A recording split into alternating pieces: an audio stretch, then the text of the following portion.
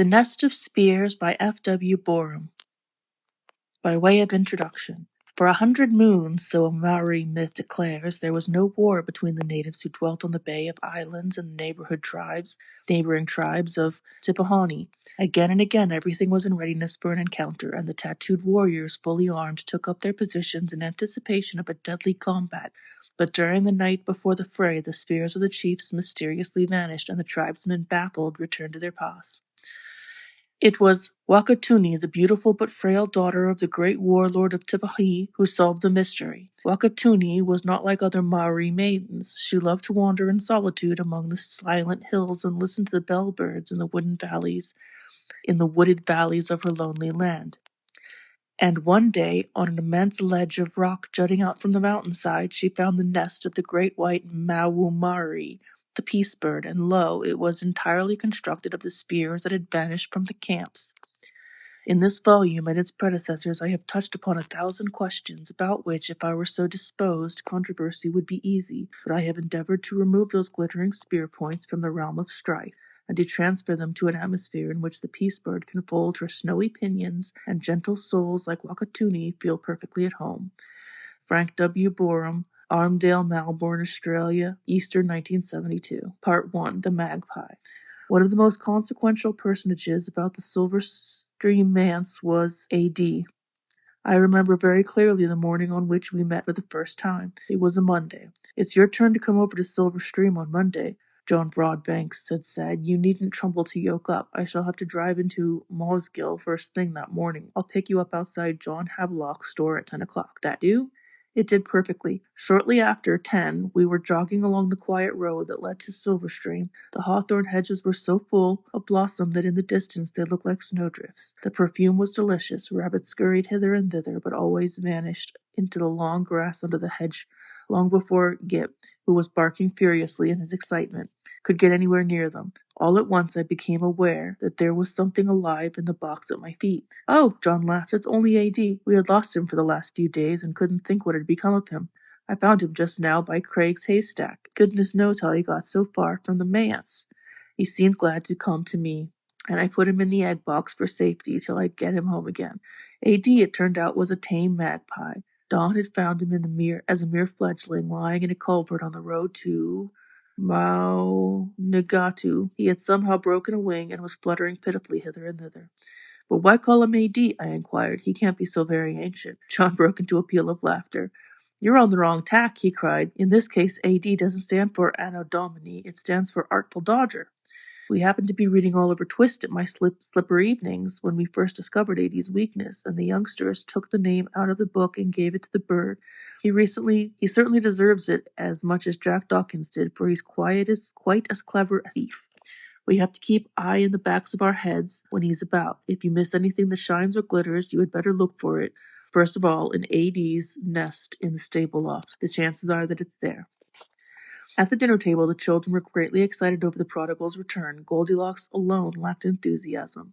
"Now we shall have to put everything away as soon as we've finished with it," she said. "One day," she added, turning to me, "I lost my thimble, my buttonhole scissors, and my silver pencil, and I found them all three in A.D.'s nest up in the stable. What he had wanted them for I can't imagine. Thimbles and scissors and pencils are of no use to him." "That is the point." With the genius characteristic of her sex, Goldilocks put her finger on the real crux of the problem. A.D. is a thief, but he is no ordinary thief. He has a mania for collecting articles that can neither eat, nor use, nor sell. Jack Dawkins, the Artful Dodger in Mr. Fagin's kitchen, at least profited by what he stole. His namesake at Silver Stream stole without thought of profit, stole disinterestedly, stole for the sheer sake of stealing. He had a passion for collecting, that was all, which reminds me of an address by Miss Ernestine Mills. Like Mr. Punch, Mrs. Mills had been giving advice to those about to marry. Between Mr. Punch's advice and that of Mrs. Mills, however, there is all the difference in the world. Mr. Punch's advice is severely negative. That of Mrs. Mills is essentially positive. Mr. Punch said all that he had to say in one word: "Don't." Mrs. Mills speaks at some length. There is no record of a case in which Mr. Punch's advice was accepted. Mrs. Mills has a much better chance of success. In talking to her brides-to-be, Mrs. Ernestine Mills deals particularly with the planning of the future home. The interesting gathering was held at the University College London, and Lady Emma occupied the chair. Miss Mills lays the entire emphasis on her address on an appeal for simplicity and economy. She feels that it would be a thousand pities if the brides of consider themselves under some today and tomorrow sort she felt that it would be a thousand pities if the brides of considered themselves under some today and tomorrow sort of obligation to proceed upon the lines laid down by the brides of yesterday and of the brides before. It's all very well for thrushes, starlings, and linnets to build their pretty nests today just as the thrushes, starlings, and linnets of a century ago built theirs. But humanity, especially feminine humanity, is capable of greater intelligence, greater originality, greater facility of adaptation. Mrs. Mills would like to lead a revolt against superfluous mats, curtains, knickknacks, gimmicks, and all varieties of gewgaws. Beware of the magpie habit, she explains. She exclaims, and as soon as the exclamation fell upon my ears, my mind flew back to A.D. and his tiresome depredations at Silverstream. Beware of the magpie habit, cries Mrs. Ernestine Mills. We have a way of collecting things for the mere sake of collecting things. We add to our furniture and equipment, not because the addition is justified by necessity or even by beauty, but out of sheer acquisitiveness. Mrs. Mills' instances are a number of articles, as ugly as they are, useless, that she has seen in various sitting-rooms and drawing-rooms, and appeals to the brides-to-be to set their fair faces sternly against all such abominations. Mrs. Mills is talking, be it noted, to young ladies who have every prospect of being brides. George Eliot said something of the same kind long ago, but she was speaking of two excellent ladies to whom, strangely enough, wedded bliss had been denied. George Eliot is mystified, or so she pretends to be, at the failure of Miss Mary Linnet and Miss Rebecca Linnet to attract husbands worthy of their exceptional qualities. The home of these immaculate ladies was one dense jungle of spill cases, fire screens, wax flowers, and the like. Yet, mystery of mysteries, none of the gentlemen of Milby seem to want either Miss Mary or Miss Rebecca. George Eliot is bewildered by their blindness. When she says a man is happy enough to win the affections of a sweet girl who can soothe his care with crochet, and respond to all his most cherished ideas with beaded urn rugs and chair covers in German wool, he has at least a guarantee of domestic comfort, whatever trials may await him out of doors. What a resource it is under fatigue and irritation to have your drawing-room well supplied with small mats which would always be ready if you ever wanted to set anything on them. And what styptic for a bleeding heart can equal copious squares of crochet, which are useful for slipping down the moment you touch them. One feels very sorry for the excellent Mrs. Linnet. Mrs. Linnet. Some people, it really seems, are never appreciated in this world. Lest, however, I should be giving a false and most unfortunate impression, let me hasten to say that it must not be for one moment be supposed that the magpie habit is exclusively a feminine one. With the instinctive delicacy of her sex, Mrs. Mills addresses herself less to bridegrooms than to brides. But there is no need to distinguish between the two. Magpies themselves are of both sexes, and the magpie habit characterizes the male as well as the female human. Stop the first boy you happen to meet in the street, get him for your entertainment and edification to turn out his pockets, and you will discover that the creature before you is a young magpie in full feather. When he grows up, he will be just as bad. The only difference being that the proclivity will take other forms. Without rhyme or reason, we allow things to accumulate around us. Glance along a man's bookshelves, for example, and inquire how the lists of the books that he possesses compares with the list of the books that he has actually read. Every library should be periodically and carefully weeded, and the books that are only there because of magpie-like acquisitiveness should be sent about their business. The same is true of money. Unless a man is careful, he will find himself accumulating for the sheer sake of accumulating. Like A.D. at Silverstream, taking to his loft the thimble, the pencil, and the scissor.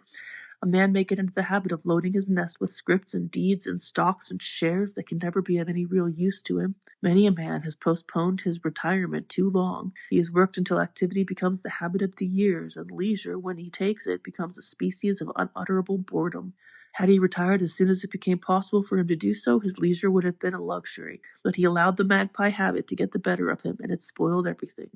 Emerson used to say that the mind should every now and again be submitted to a kind of spring cleaning. All rubbish should be thrown out. A man should make up his mind what it is he desires to remember, and should make it his business to forget everything else. Otherwise the intellect becomes like the drawing-room that Mrs. Mills deplores, crowded and made uncomfortable by the senseless accumulation of trifles. At a garden party yesterday afternoon, I was chatting with some time with Mrs. Bell Ronaldson. If I liken Mrs. Ronaldson to a magpie, she must not think me disrespectful. The allusion is neither to her powers of convention nor the black and white costume which she happened to be wearing on the lawn yesterday. The analogy is based on quite other grounds, for Mrs. Ronaldson has the extraordinary facility for picking up every new notion that comes along. In a sense, I admire her. I unfold my paper in the morning and notice in a languid kind of way that Professor Brooks Smith is announced to deliver a lecture on modern religion in the light of Knutism. The advertisement ought to interest me. If I were fully alive and wide awake, I should rush for my diary and ascertain whether or not it was possible for me to attend the professor's lecture. Failing that, I should reach down to the encyclopedia and do my utmost to dispel my abysmal ignorance on the important subject of Comtism. But to my shame, be it said, I do nothing of the kind. I turn to another page of the paper and forget all about Professor Brooks Smythe and his Knutism until a few days later I chance to meet Mrs. Bell Ronaldson. Her enthusiasm has rebuked my indifference. She is literally bubbling over with Knutism. It sparkles in her eye and oozes from her fingertips. She can talk of nothing else, but to make up for this deficiency, she can talk of Knutism as long as you are willing to listen. The only weakness about it is that a fortnight ago she was just as excited about Dr. Jenningston's Page's exposition of the new Phrenosophy.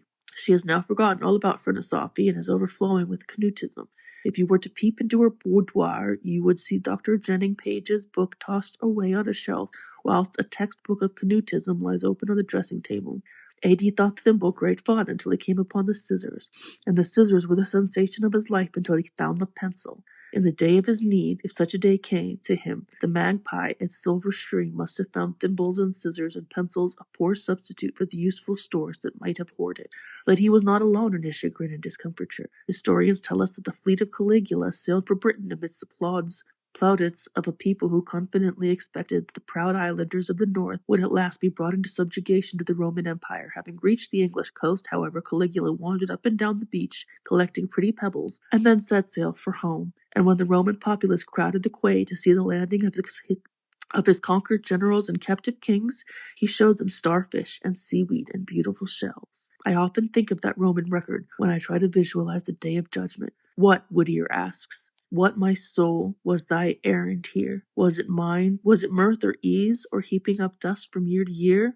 Nay, none of these. If that august day, the day for which all others were made, discloses the humiliating fact that instead of living life to some high end, we exhausted all our time and thought and energy in lining our nests with a few bright baubles, we shall feel that we have perpetrated the magpie's folly on a truly stupendous scale.